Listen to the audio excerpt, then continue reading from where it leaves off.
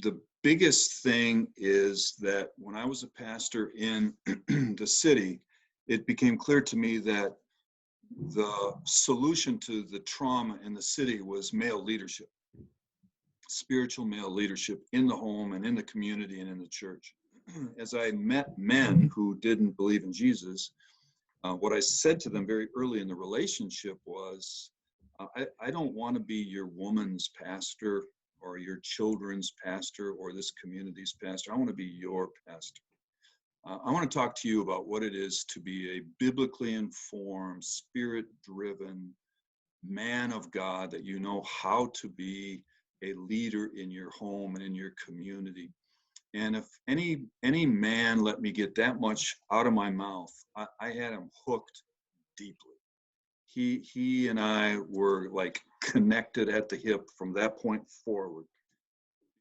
So that was my curriculum for 21 years at Garden Homes, was male leadership development and getting men excited about being leaders in their community and seeing how that changed the community. So I was always like interested in that thing that I do now.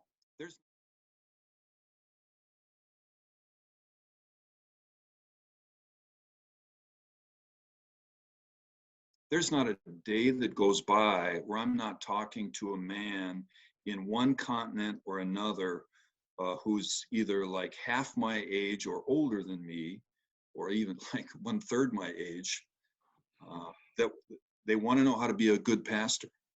They want to know how to preach law and gospel. They want to know how to be a good evangelist.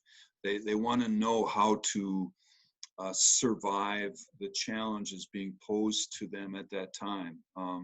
They want my prayers. They want my help. They want my support. They want my friendship.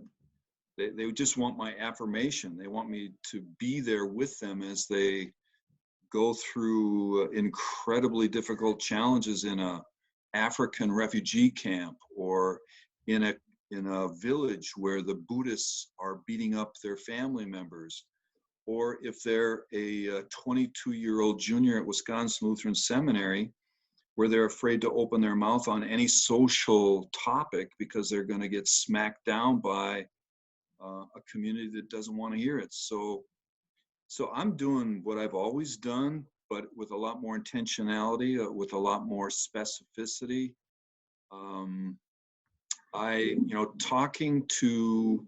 Talking to people that want to represent Jesus to the world has always been my highest privilege. What values are you modeling for your congregants? You are going to shape them. How are you intentionalizing that shaping? Are you aware of that shaping? Every single Sunday before you start your greeting of the folks and preaching to the folks and loving the folks, are you aware of the fact that people are learning from you how to be a human, how to be a Christian, how to be a Lutheran by watching you? So I think, how do we help the people in our congregation become disciple makers? Well, how about be one? How about be a disciple maker? How about being a disciple maker a very, very high thing on your priority list?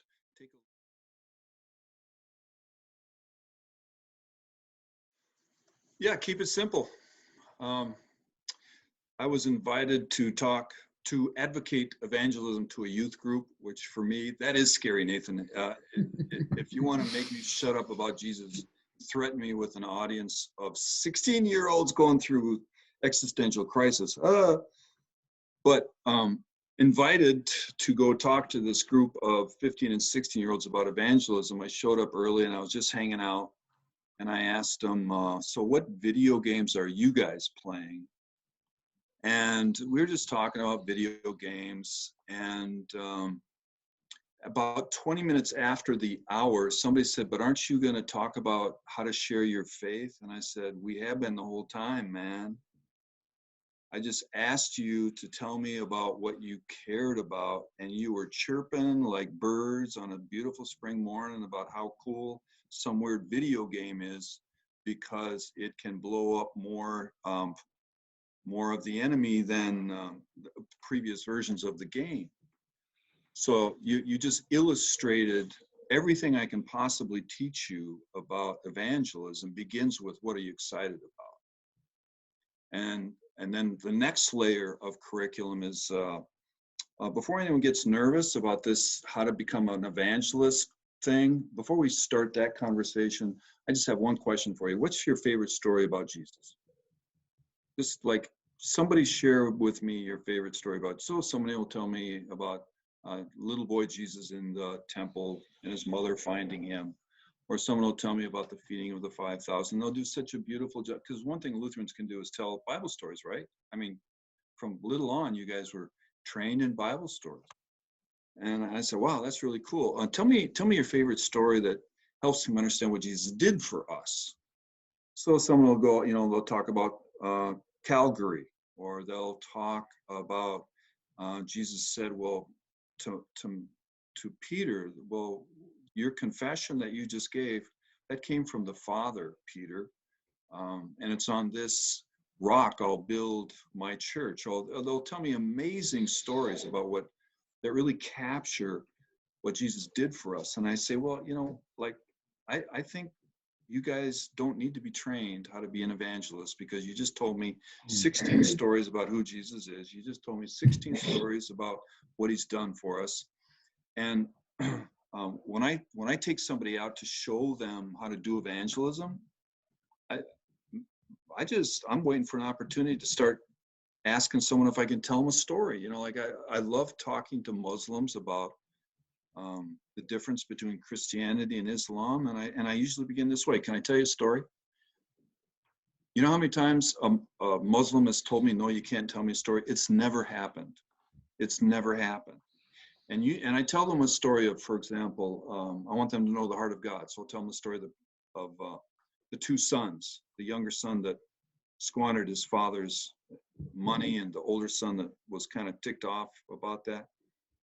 And you know what people always do when I tell them that story? They say, thank you. They say, thank you.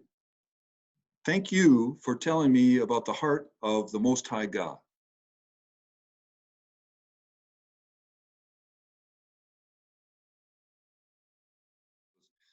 A guy called me up. Let's just say his name is Terry. I'll just say his name is Terry. He called me up and he said, hey, Pastor, this is Terry. I want you to be my pastor. And I thought, well, that's kind of crazy, That's kind of crazy, Terry, because I had taken him through the Bible information course 4 times. And every time I took him through the Bible information course, the only thing he wanted to talk about was how little I understand about what it means to be a Black man in America. So I listened to an awful lot of those stories of him trying to help me understand that, because I knew that if he kind of like wore out talking, I could talk about Jesus, but to no avail. So, and I knew him for 15 years, and after 15 years, he fell away. In a sense, I lost touch with him.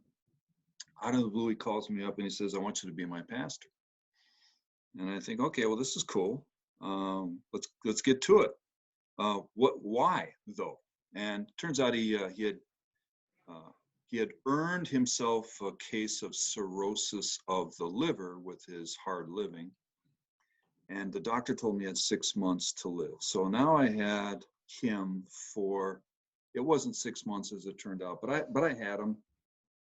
And he turned out to be like one of the best Bible students I ever had. He married the woman that had borne him 4 children. He was an articulate witness. In private moments, he would grieve having thrown his wife's life away by not, paying attention to one of the 4 previous times. 15 years ago, I was trying to do the same thing with him. But for those 6 months, Terry and his extended family, all of whom I knew, Terry and his whole extended family had a deep coming to know Jesus moment, and he was the leader of it. He was the author of it. So he went from becoming the absolute worst example to a shining bright example of what it meant to be a spiritual leader in his home and in his community for a few months, and then the Lord took him home.